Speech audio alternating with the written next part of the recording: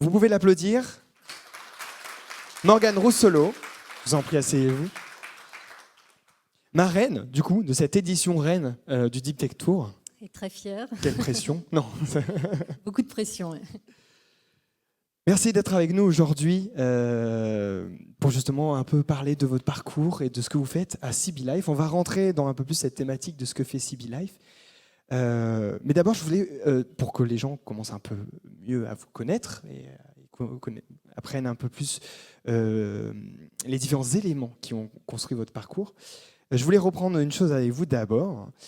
C'était un peu le moment du déclic. Alors, je résume très brièvement et vous me reprenez si je me trompe. Donc, vous êtes ingénieur avec des rêves de travailler dans l'environnement marin. Et donc, vous ne destiniez pas forcément à l'entrepreneuriat au début. Et donc, vous avez eu un déclic à un certain moment. Est-ce que vous voulez le partager avec nous aujourd'hui ? Bien sûr, oui. Donc, oui, j'ai ce rêve de petite fille, en fait, de travailler en lien avec la mer. Je suis une formation d'ingénieur chimiste et puis j'ai cette opportunité de réaliser ma thèse à la station biologique de Roscoff et de travailler sur cette hémoglobine d'origine marine pour en développer un transporteur d'oxygène universel, donc avec cette notion appliquée de pouvoir développer des traitements et pallier un besoin médical. Et à l'issue de ma thèse, j'ai l'opportunité de pouvoir créer une société avec mon directeur de thèse. Cette société, c'est la société Emarina, donc je deviens cofondatrice. Et c'est là que j'ai le déclic, en fait. C'est là que j'ai le déclic et je pense que je suis piquée par le virus de l'entrepreneuriat à ce moment-là. Et voilà, je me lance dans l'aventure pendant une petite dizaine d'années, jusqu'en 2015. Et en 2015, je décide de quitter le projet pour me positionner sur un autre projet entrepreneurial. Toujours en santé. Aventure. Quelle aventure, ouais. Voilà, pour prendre une autre dimension sur un autre projet. Et là, je pars en Suisse et je travaille sur un projet qui travaille sur le repositionnement thérapeutique du vaccin BCG pour traiter des maladies inflammatoires. Malheureusement, le projet n'a pas le succès souhaité. On n'arrive pas à lever des fonds au moment où on en avait besoin pour lancer le développement clinique. Du coup, l'aventure s'arrête là pour moi, mais voilà, je ne désespère pas, je rentre en Bretagne et puis je reprends contact avec mes anciens collègues de la station biologique qui, eux, ont avancé dans leurs travaux et ils viennent de déposer 3 brevets et d'identifier des molécules d'intérêt thérapeutique et ils cherchent un porteur de projet à ce moment-là.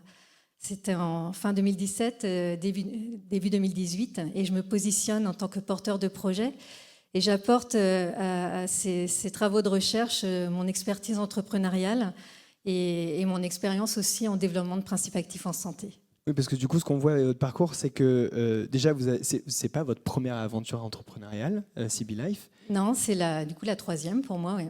Et que du coup, elle n'est pas forcément toujours pavée de succès. Il peut y arriver qu'on se retrouve face à des difficultés. Voilà. Donc, vous ramenez cette expérience-là aussi de certains de ces... pas ces échecs comme on l'entend, mais plutôt ces apprentissages autour de ces expériences dans CB Life aujourd'hui. Forcément, on apprend de ces échecs ou ces difficultés qu'on a pu rencontrer au cours de l'entrepreneuriat et ça aide à grandir, ça aide à rebondir, ça aide aussi à trouver des solutions. Et puis aujourd'hui, et j'ai aimé les premiers témoignages, on est très bien entouré. Surtout en Bretagne. Je trouve que la Bretagne est une région qui croit en ses entrepreneurs et qui aide. On a un fort réseau qui s'est mis en place. Moi, j'ai commencé en 2007 avec Emarina. On n'avait pas tout ça à l'époque pour créer et valoriser nos travaux de recherche. Et aujourd'hui, on est très bien entouré. Ouais. Merci. Je voulais revenir sur un peu plus qu'est-ce qu'est CB Life. Vous avez très brièvement évoqué un peu la solution que vous proposez. Donc c'est vraiment le rapprochement entre deux mondes qui se connaissent pas forcément, le monde environnemental et le monde médical pour des applications médicales. Est-ce que vous voulez nous en dire un peu plus sur en quoi CB Life s'est positionné comme quelque chose de vraiment novateur dans son approche du traitement de certaines maladies ? Oui, et avant ça, je vais revenir sur l'historique parce que c'est important, surtout dans le contexte aujourd'hui. C'est un projet qui est né, c'est l'histoire d'une rencontre, d'abord entre 2 laboratoires académiques, un laboratoire de l'IRSET ici à Rennes et un laboratoire de la station biologique à Roscoff, une plateforme de criblage, la plateforme KISEF. Et ces deux laboratoires montent un projet collaboratif. Et c'est dans le cadre de ce projet qui démarre en 2013 que l'on met en évidence ces molécules d'intérêt thérapeutique et que l'on dépose ces premiers brevets, aidés et soutenus par la SAT-Ouest Valorisation. Donc là, vous retrouvez tous les acteurs dans le développement du projet. On est soutenu par le Technopole, par BPI évidemment, et puis on crée la société en 2019. Alors qu'est-ce qu'on fait au sein de CB Life ? Est-ce qu'on va changer le monde ? Je ne sais pas. En tout cas, on va essayer de développer des molécules qui, je l'espère, pourront améliorer la qualité de vie des patients. Alors comment ça fonctionne ? Ce sont des petites molécules qui ont été identifiées dans des collections de molécules uniques, dont une bio-inspirée par le milieu marin, puisqu'elle vient de la station biologique de Roscoff. Et ces molécules ont la particularité de venir stopper la mort des cellules dans un contexte pathologique. Ce sont des inhibiteurs de nécrose régulée. Et ces formes de nécrose régulée, elles s'avèrent jouer un rôle majeur dans des pathologies sévères pour lesquelles on n'a pas d'alternative thérapeutique efficace aujourd'hui. Et du coup, on développe nos molécules pour traiter ces pathologies sévères avec un développement qui a été réfléchi d'un point de vue stratégique en adressant en priorité les pathologies aiguës et orphelines pour tenter d'avoir un développement plus simple, bien qu'il reste compliqué, mais et plus facilement finançable, valider notre mécanisme d'action le plus tôt possible en clinique et ainsi faire effet de levier sur les autres molécules de notre pipeline pour aller adresser des pathologies à plus large potentiel de marché. C'est dur de parler comme ça, mais et on parle des maladies neurodégénératives ou encore des pathologies oculaires sur lesquelles on travaille aussi en parallèle, donc de l'insuffisance hépatique aiguë qui est notre indication prioritaire aujourd'hui. Du coup, ça a du succès, puisque vous aviez parlé d'accompagnement, vous avez eu notamment le concours e-Lab, si je ne dis pas de bêtises. Et aujourd'hui, pour CB Life, c'est quoi un peu la suite ?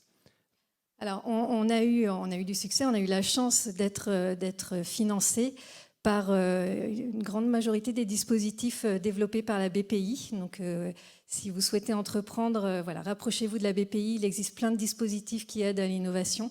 Nous, on a obtenu la bourse French Tech Emergence au démarrage. On est lauréat du concours iLab en 2020. Et puis, on vient d'obtenir la bourse, le dispositif d'aide à l'innovation Deep Tech, là, dernièrement. Mais ça ne va pas suffire et ça ne suffit pas pour financer ce développement qui est long, qui est coûteux. Et là, on a réalisé déjà 2 premières levées de fonds auprès de réseaux de business angels. Et là, on s'attaque à notre levée de fonds de type Série A, qui va financer la partie plutôt réglementaire, la préparation des essais cliniques, qu'on espère démarrer début 2024. Et on prépare une prochaine levée de fonds du coup, pour la fin d'année auprès de fonds d'investissement spécialisés en santé. C'est super. En tout cas, je pense qu'on a eu vraiment l'approche de tout ça. Vous, d'un point de vue humain, cette aventure, vous la percevez comment aujourd'hui après toutes ces expériences ? Alors moi, j'adore ce que je fais. J'adore ce que je fais aujourd'hui. J'ai toujours aimé relever des défis et surtout si on peut développer ces molécules et améliorer la qualité de vie des patients. C'est vraiment... et on aime tous ce que l'on fait au sein de l'équipe. Et c'est important pour moi aussi de recruter des gens animés par cette passion et cette motivation d'aller développer ces molécules pour les apporter le plus rapidement possible au chevet des patients. Merci beaucoup, Morgane Rousselot. Je pense qu'on va s'arrêter ici pour nous. On va, si vous voulez bien, peut-être se retrouver un peu plus tard pour débriefer de la journée. Je pense qu'on peut l'applaudir. N'hésitez pas à aller la voir pour lui poser des questions ou autre chose. Et on va passer à la suite. Merci beaucoup. Merci.